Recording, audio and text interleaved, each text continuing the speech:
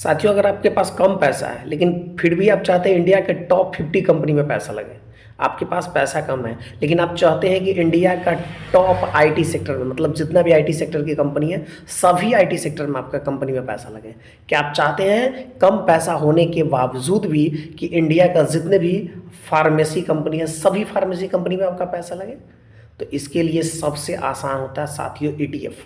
ETF क्या होता है? ईटीएफ का कंप्लीट कोर्स अभी हम इस वीडियो में आपको बताएंगे।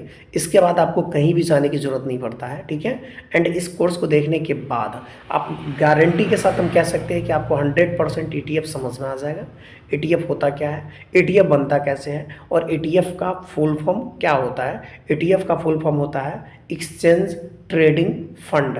एक्सचेंज ट्रेडिंग फंड, ओके, ये ईटीएफ का फुल फॉर्म होता था। आइए चलिए करते हैं वीडियो का स्टार्ट। साथियों, आप जो भी एप्लीकेशन यूज़ करते होंगे, एप्लीकेशन के ओपन करने के बाद आपको सर्च बॉक्स में जाना है और यहाँ पे लिखना है ETF, ओके। जैसे आप लिखेंगे साथियों ETF, तो आपके पास देखने को मिल जाएगा बहुत सारे ETF है। यहाँ पे देखिएगा बहुत सारे ETF हैं। जितनी ETF है आप गणना भी नहीं कर सकते। देखेंगे कितनी सारे ETF हैं। अब आपको समझना है कि हमें ETF कहाँ इन्वेस्ट करना है, क्या ETF है, कैसे है, ठीक है। तो ये चीज़ आपको सबसे पहले समझना होगा। देखो अब यहाँ पे देखेंगे ये जितने भी हम लोग ETF में इन्वेस्ट करेंगे वो निप्पॉन इंडिया का है, ठीक है। इसमें बहुत अच्छा वॉल्यूम आता है, तो इसलिए ध्यान यही रखेंगे कि आप जितने भी ETF में इन्वेस्ट करेंगे सारे यहीं पर आपको करेंगे, ठीक है। तो हम लोग पहले कर लेते हैं ETF निफ्टी 50, ठीक है। तो निफ्टी तो जैसे ETF निफ्टी और निफ्टी 50 कर लेते, ओके। निफ्टी 50 का सबसे पहले हम लोग ETF देखते हैं। चलिए, तो साथियों देख सकते हैं कि पहला हम लोगों को आ चुका है निफ्टी, ठीक है। ETF निफ्टी 50 का है, इस पर हम लोग टच करेंगे, ओके। देन आप यहाँ पे देखेंगे कि निफ्टी 50 का जो ETF है अभी ये 265 रुपये चल रहा है। अब देखो निफ्टी 50 का जो ETF है ये कैसे काम करता है। जिस तरीके से निफ्टी ट्रेड करता है उसी तरीके से सेम तरीके से निफ्टी का ETF ट्रेड करता है। अब ETF से क्या होता है, ETF में क्या है, जैसे कि मान लीजिए आपके पास अभी निफ्टी आपको पता है कहाँ पे चल रहा होगा, समथिंग आपको पता होगा अच्छे तरीके से, ठीक है। ये 23,700-800 के आसपास अभी ट्रेड कर रहा है। अगर आपको एक निफ्टी का एक लॉट अगर आपको बाई करना है फ्यूचर, ठीक है, तो 23 से 24 हज़ार रुपया खर्च होगा।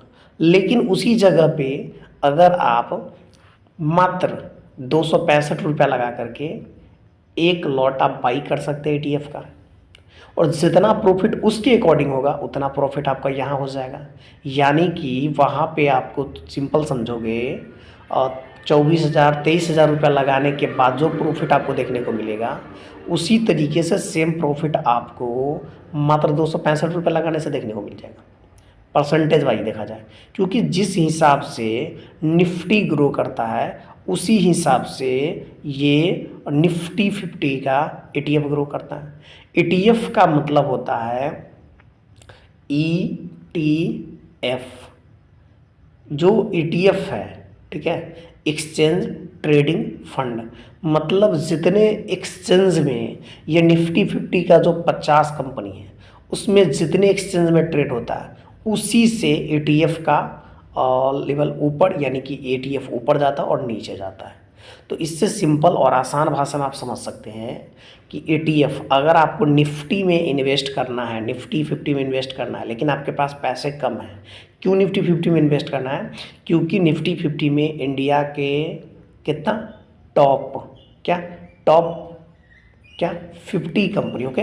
इंडिया के टॉप 50 कंपनी में अगर आपको इन्वेस्ट करना है तो आप निफ्टी में इन्वेस्ट करेंगे और निफ्टी के फ्यूचर में इन्वेस्ट करेंगे, क्योंकि निफ्टी के फ्यूचर अभी लगभग ऑलमोस्ट 23,700 से 800 के आसपास ट्रेड कर रहा है।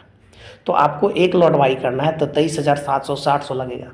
लेकिन अगर आप इंडिया के वही 50 कंपनी में आप इन्वेस्ट करना चाहते हो, इंडिया के 50 कंपनी में इन्वेस्ट करना चाहते हो, तो उसके निफ्टी 50 यानी कि जो निफ्टी 50 है इसके आप ETF खरीद लोगे तो आपको काफ़ी कम प्राइस में 265 रुपये के अभी प्रेजेंट टाइम में 265 रुपये के आसपास आपको बढ़िया ज़्यादा क्वांटिटी आपको बाई हो जाएगा। सेम तरीके से आप यहाँ पे देखोगे, हम लोगों ने ये निफ्टी 50 का देखे, जिस तरीके से निफ्टी 50 ऊपर जाएगा उसी तरीके से आपका ETF भी ऊपर जाएगा, सेम तरीके से चलता है, ठीक है।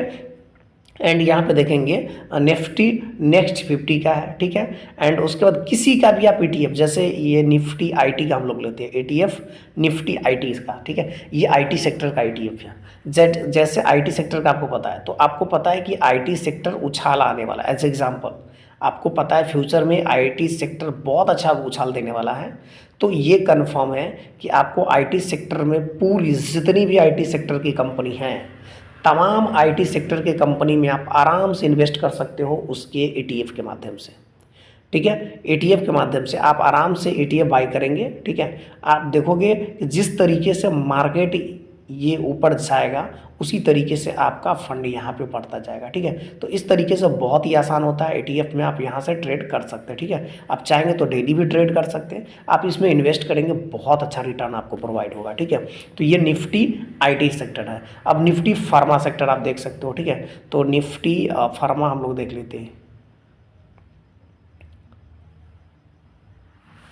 देखो निफ्टी फार्मा सेक्टर फार्मा का देखेंगे, ठीक है, ये लगभग ऑलमोस्ट 22 रुपये 31 पैसा भी ट्रेड कर रहा है।